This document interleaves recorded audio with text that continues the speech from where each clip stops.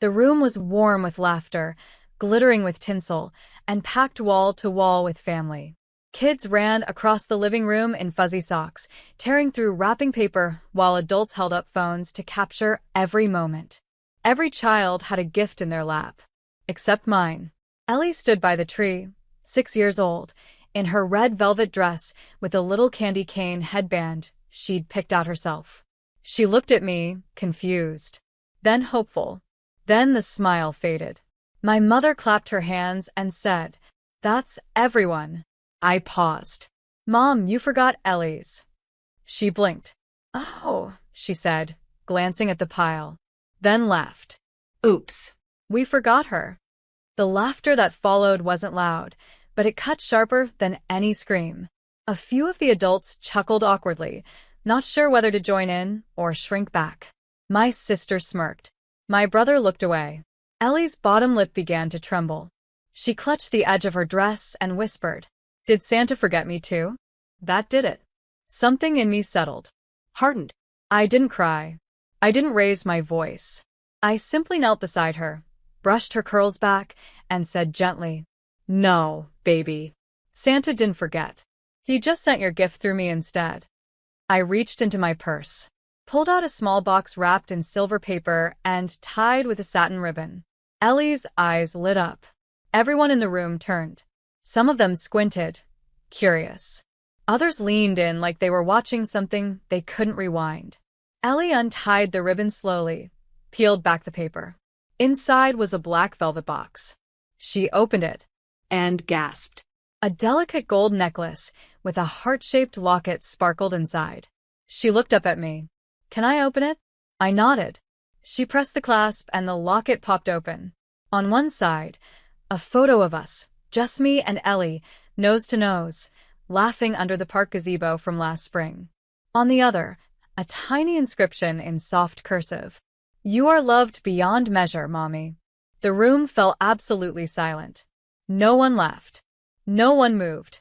I kissed her cheek and said clearly, louder than I needed to, just loud enough to echo, "Real love never forgets." Ellie smiled through her tears and whispered, "I love it, Mommy. It's my favorite." And in that moment, while they all sat frozen with nothing to say, I smiled too. My name is Vanessa Carter. And from wherever you're watching this video, stay with me. Because when they tried to humiliate my daughter at Christmas, I didn't clap back. I let the silence speak for us. I was never the favorite. Not the loud one. Not the funny one. Not the golden child.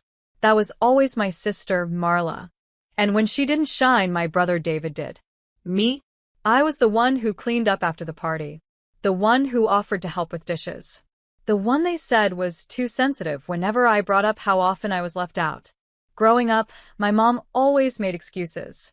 Marla got the newest clothes. I got her hand-me-downs. She had a sweet 16 with a DJ and a cake taller than me.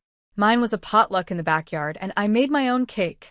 When I got pregnant with Ellie at 21, the silence was louder than any scream. No celebration. No congratulations. No baby shower. My mom said, "Well, you made your bed." I remember sitting in the hospital alone, holding Ellie for the first time, wondering if being a mother would feel less lonely than being a daughter. It did. And it didn't. I raised Ellie without their help. No babysitting offers. No, "Can I bring you groceries?" Not even a birthday card in her first year. The only time they started paying attention again was when Ellie turned 5, and I brought her to Thanksgiving. Everyone said the same thing. "Wow, she looks just like you did." And I remember thinking, so maybe now she'll be invisible too. Still, I kept going to the family events. Why? Because I thought showing up meant maybe they'd come around. Maybe they'd see me. Maybe they'd see her. But every party, every get-together, it was the same thing. Ellie was so cute, but somehow always left out of the group games. She was sweet, but never on the cousin sleepover invite list. And last Christmas, they handed out gifts to all the grandkids. Except her. They said the delivery was delayed. They said it was a shipping error. But this year, there was no delay. No excuse. Just laughter when my daughter stood alone under the tree. Oh, we forgot her. And that was when the pattern finally snapped into place. It wasn't forgetfulness. It was intentional. Calculated. She was my daughter. And just like they treated me, they had decided she was disposable too. But I wasn't that same silent daughter anymore. And she wouldn't be raised in my shadow. So I smiled and pulled out the gift I had bought weeks ago. A gift I saved for exactly this moment. Because if they were going to show her how small she was to them, then I was going to show her how big she was to me. Looking back, the signs were there. They didn't forget Ellie. They never wanted her included to begin with. 3 weeks before the party, the family group chat was full of planning. Potluck assignments, pajama sizes, gift themes. But no one asked for Ellie's size. No one even tagged me in the message. When I messaged privately, "Hey, just checking, should Ellie and I bring anything?" My mom replied with a thumbs up emoji. No words, just that cold little icon. I offered to help with desserts. She said it was covered. I suggested we do something special for the kids this year, maybe a photo booth or crafts. She said, "Don't complicate it, Vanessa. It's already enough." Then, the week of the party, I saw my sister's Instagram post. 9 Christmas gift bags lined up with tags for the grandbabies. 9. There were 10 grandkids in the family. Ellie made 10. I stared at the photo. Zoomed in. No tag with her name. I showed it to a friend. She said, "Maybe it's a mistake?" But mistakes don't happen this often. Not to the same people. Not to the same child. On the day of the party, Ellie and I arrived to find everyone else in matching green plaid pajamas, something they apparently organized weeks ago. The kids posed for a group photo. Ellie stood off to the side, unsure whether to jump in. I nudged her gently, but my mom said, "Let's just do one with the matching ones first, okay?" I felt Ellie's little hand tighten around mine. She didn't say anything. She never does. She's quiet, like I used to be. Watches everything. Says little. But I know when she's hurt. And that photo, that exclusion, cut her deeper than she could explain. Still, she smiled when they offered her a gingerbread cookie. Still said, "Thank you," when her aunt handed her a paper crown. She tried. She always tries. But I could see it in her eyes. That slow realization. That awareness that somehow, even in a room full of people who share her blood, she was outside of something. And I knew, standing there with that same ache in my chest I had carried for years, I couldn't let her grow up thinking this was normal. Thinking love had tears. Thinking she had to earn basic kindness. That's when I reached into my purse. Felt the smooth shape of the small wrapped box. The one I had brought just in case. Not because I was expecting the worst, but because I remembered the worst. And I refused to let history repeat itself with my daughter. So when the last gift was handed out, and everyone clapped and laughed and hugged their children, and Ellie looked around, blinking back tears, and my mom said through laughter, "Oops, we forgot her."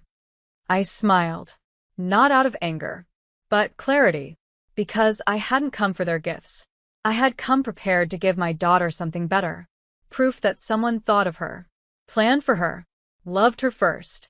The moment I saw last year's party unravel, Ellie clapping politely while the other kids opened gifts with wide eyes and glittering bows, I made myself a promise. Never again. Not another Christmas of sitting quietly.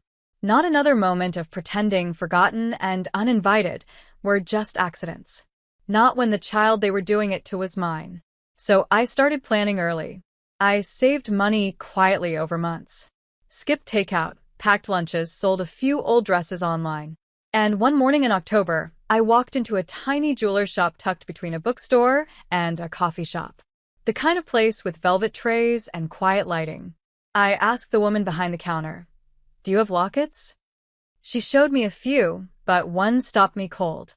A delicate gold heart with the tiniest clasp and just enough space inside for a memory. I picked it up and whispered, "This one."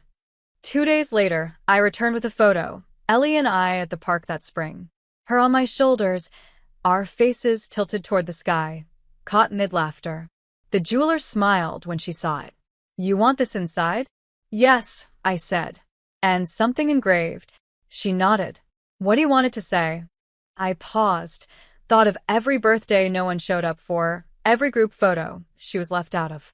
Then said, You are loved beyond measure, Mommy. It took a week to make. When I picked it up, I didn't cry. But I held it in my hand like it was made of glass. Not because of the money, but because of what it meant. I wrapped it in silver paper, tied it with satin ribbon, and tucked it gently into the inside pocket of my purse, right next to my phone and house keys. Not because I knew they'd forget her again, but because I couldn't risk them doing it twice. I told myself maybe they'd changed. Maybe this time would be different. But in my heart, I knew.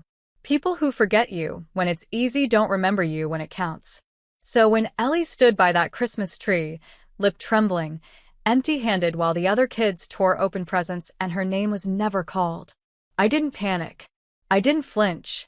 I reached into my purse, felt the soft edges of the box I'd wrapped just for her, and remembered the girl I used to be, who waited her whole life for someone to show up and never did.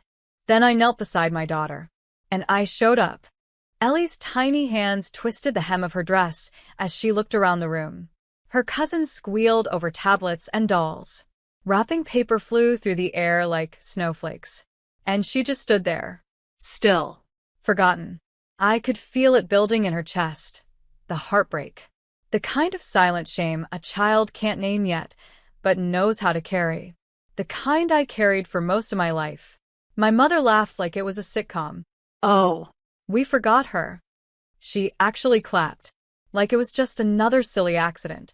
Ellie turned to me, eyes welling. Mommy, did I do something wrong?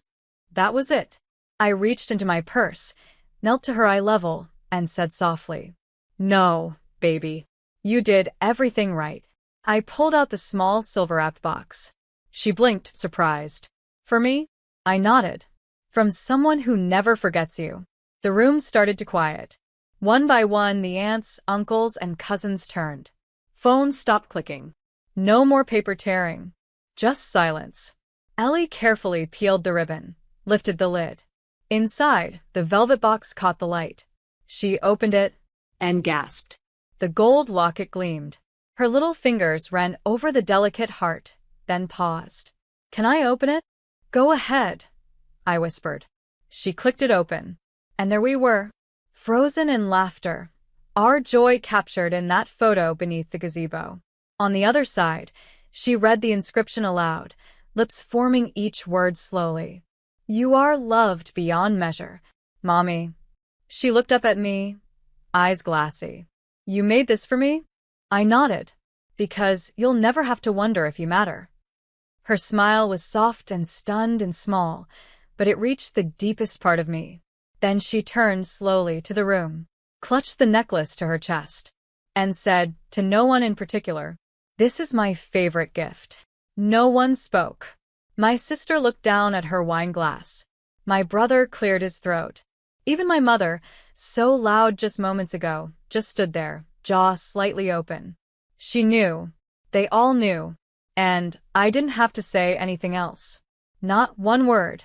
Because sometimes silence says, You saw what you did. You knew what you were doing. And I won't beg you to explain it. I stood, lifted Ellie into my arms, and walked to the couch. She asked if I could put the necklace on her. I fastened the chain and kissed her cheek. She leaned into me, warm and safe. And as I looked across the room, at a family that once made me feel small, I didn't feel small anymore. I felt like a mother, a protector, a woman who had finally stopped waiting for love to come from people who forgot her too easily. By the time dessert was served, the air had shifted. You could taste the awkwardness in the peppermint bark. No one said anything directly, of course, but no one looked me in the eye either. The cousins who were once bouncing off the walls sat still, casting glances at Ellie's locket like it was a crown. My sister scrolled on her phone nonstop. My mom? She poured herself another glass of wine and started fussing with the candles like they were the problem. After the party, I got the first text before I even made it home. Aunt Monica. Just wanted to say, I saw what happened. That was wrong. Ellie is a sweetheart. The next day, my cousin Ray, if you ever want to do a separate kids' gift exchange next year, count me in. Then the real silence came. Not the quiet kind, the frosted kind. I wasn't removed from the family group chat, but suddenly I wasn't in it either. No replies to my thanks for hosting. No photos of Ellie in the party recap collage. Just radio silence. I didn't reach out, Didn't follow up. didn't explain, because there was nothing to explain. They didn't forget her. They excluded her. They tested whether I'd stay silent, and I didn't. And now, the weight of that made them uncomfortable. A week later, my sister posted a vague tweet. Some people will ruin a whole holiday just to be the center of attention. No names. Didn't need them. It got one like, from my mom. I didn't respond, because I was too busy helping Ellie write thank you cards to the people who had thought of her, like my coworker who gave her a puzzle book, and our elderly neighbor who baked us a cinnamon loaf just because. People who didn't share our blood, but somehow had bigger hearts. That weekend, Ellie looked up at me while drawing a snowflake. She said, "Mommy, I like our Christmas better." I blinked. "You mean ours at home?" She nodded. "It's warmer, even when it's cold outside." And just like that, the frost from the family I was raised in didn't matter. Because the warmth we were building together, the one they always kept for me, now lived inside my daughter. And no silence, no cold room, no forgotten gift could touch that. The next year, we didn't go to my mom's party. No explanation. No RSVP.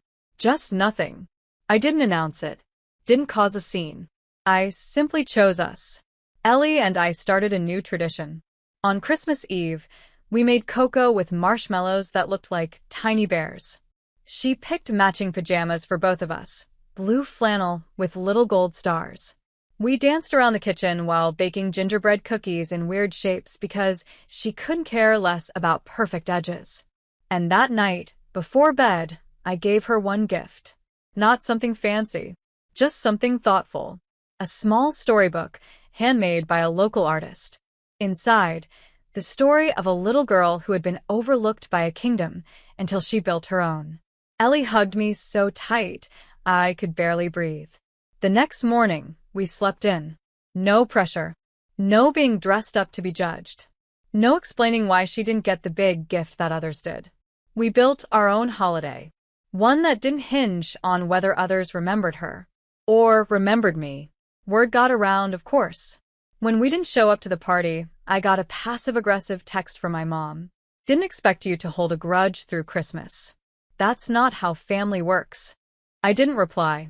Because, yes, that's exactly how family works when the only one hurting is the one who stayed quiet. Instead, I focused on something bigger. That January, I launched a small fundraiser. I called it No Forgotten Kids. A toy drive for children who often get overlooked, nieces, nephews, foster kids, neighborhood kids who don't get the big name on the gift tag. I used my design skills to make flyers, posted in local groups, asked friends and coworkers to share. By the second week, our living room was full of wrapped gifts. By Christmas the following year, we had served over 70 children. People asked why I started it. I never named names, just said, because every child deserves to feel remembered. Ellie became our chief helper. She drew cards for each bag, added glitter to wrapping paper, wrote little notes like, "This one's for someone who might think no one sees them. We see you." One day she turned to me and said, "Mommy, are we someone Santa?" I smiled. "No, baby. We're something better. We're proof that love doesn't forget." And that was the holiday we gave ourselves. No cold dining rooms. No fake apologies. No more waiting at the edge of someone else's joy. We created our own table and filled every seat with warmth. The next Christmas came quietly. No knock on the door. No surprise card. Just a text. "Mom, you should bring Ellie by this year. Family should stick together." It sat there on my screen like a trap door. Not an apology. Not accountability. Just a summons. The same people who laughed when my daughter was left out. who acted like her absence from a gift pile was a joke, now wanted us to come back, to sit in that room again, to pretend nothing happened. I didn't reply, not out of spite, but because I had nothing left to explain. Instead, I turned back to the kitchen. Ellie and I were elbow-deep in sugar cookie dough. There was flour on her nose and 3 colors of frosting smeared across her cheeks. We wore new pajamas that year, white and gold. Stars. Because she said they felt like magic. We just finished wrapping our last gift bag for the No Forgotten Kids toy drive. 72 this time. A new record. After dinner, I snapped a picture of us in front of the tree. No filters. Just her sitting in my lap, both of us laughing at something ridiculous. I posted it with the caption, "Our favorite season piece." No hashtags. No digs. No need. I got a few messages from old friends and coworkers. Your smile says it all. Your daughter is glowing. That locket moment last year still lives rent-free in my heart. But the most surprising one came from my cousin Erica. We hadn't spoken in years.